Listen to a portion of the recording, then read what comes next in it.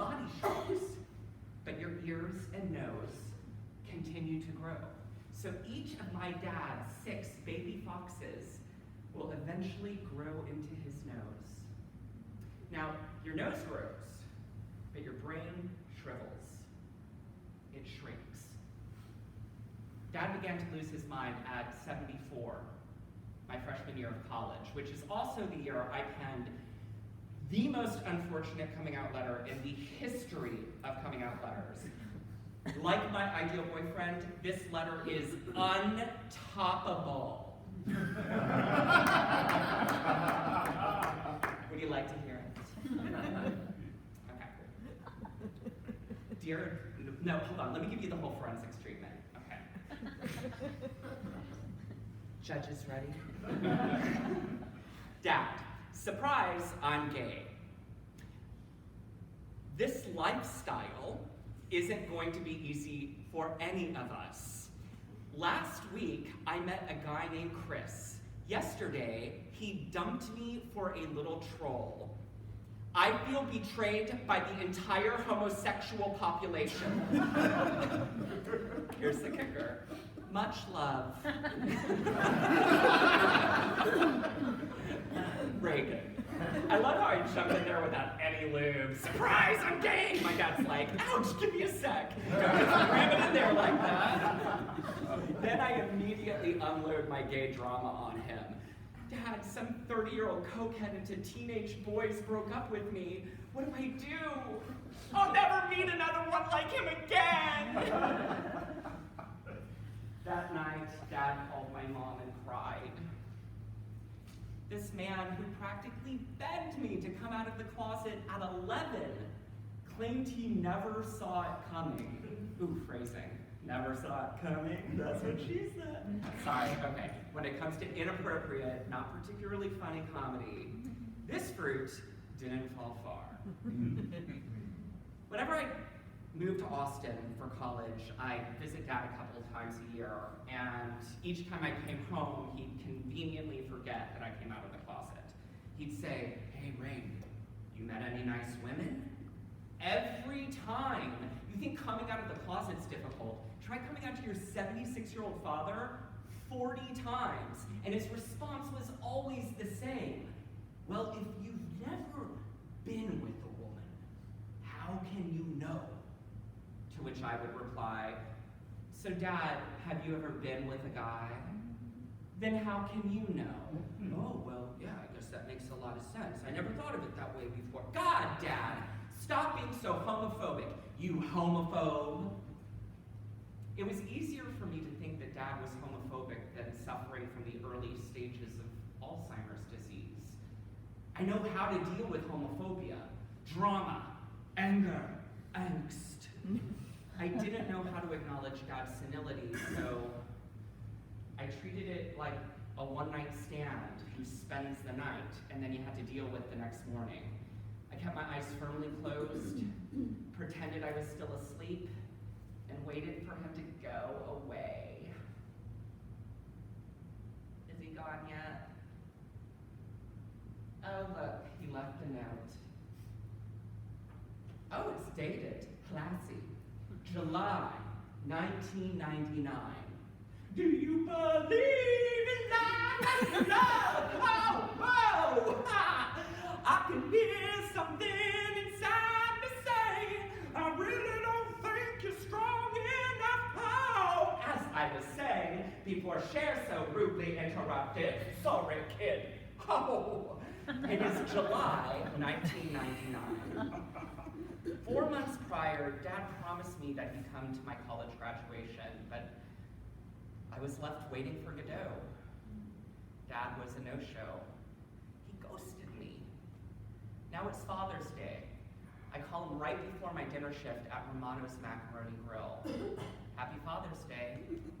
He immediately berates me for not inviting him to my graduation. Oh, I invited you.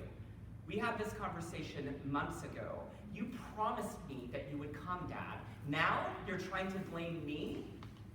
You haven't come to visit me one time since I moved to Austin. You cut me off the minute I came out of the closet.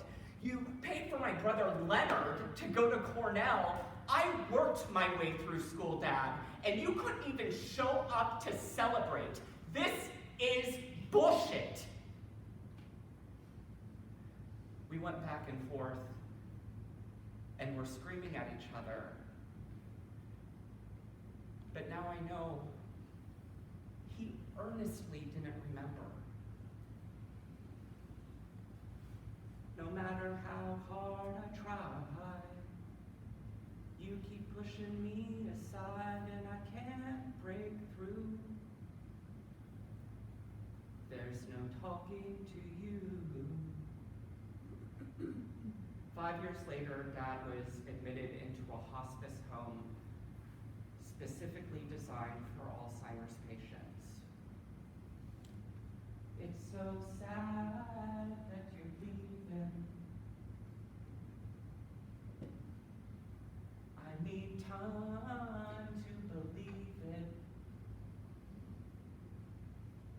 He couldn't remember much, not even my name,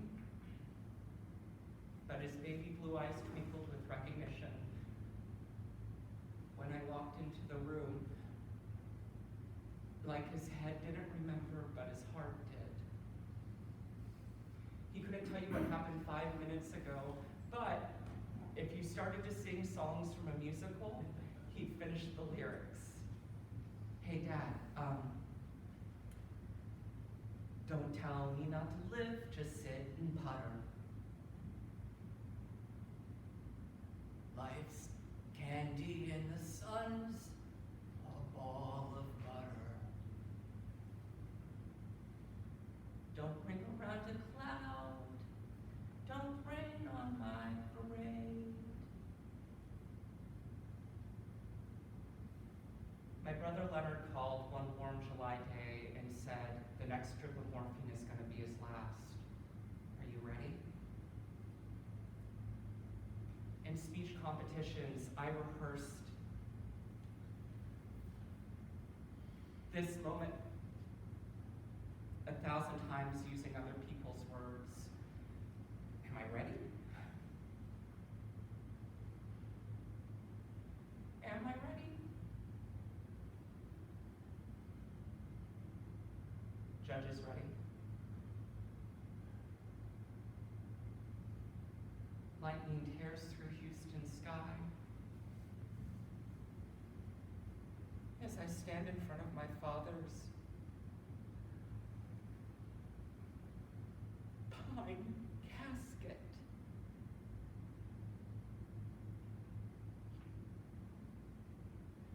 the rabbi says that when you lose a loved one, there's a void.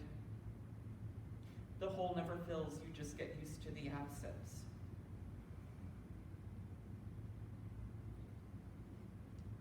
I want one more day. Whenever we would argue, my dad would say, one day when I'm gone, you will be so sorry you spent this moment with me in anger. Even at an early age, I thought, God, that's really manipulative.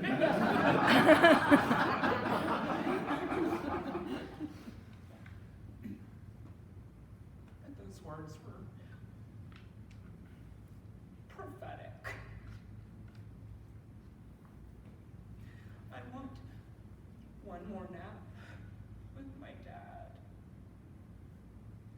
To revisit mornings I slept in, to wake up early and eat bagels and lox with him.